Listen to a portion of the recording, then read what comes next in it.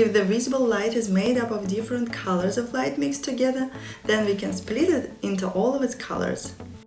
It does not matter that there is no rainbow outdoors. We can easily separate the colors of light using common household items. Use your phone or flashlight to shine onto the part of the mirror that is underwater. Tilt the mirror until you see the rainbow on the wall if it's necessary.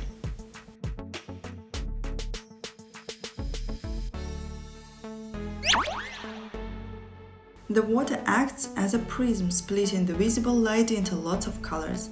Now we can see that the light is really made up of different colors of light. There are all colors in the visible light except white and black.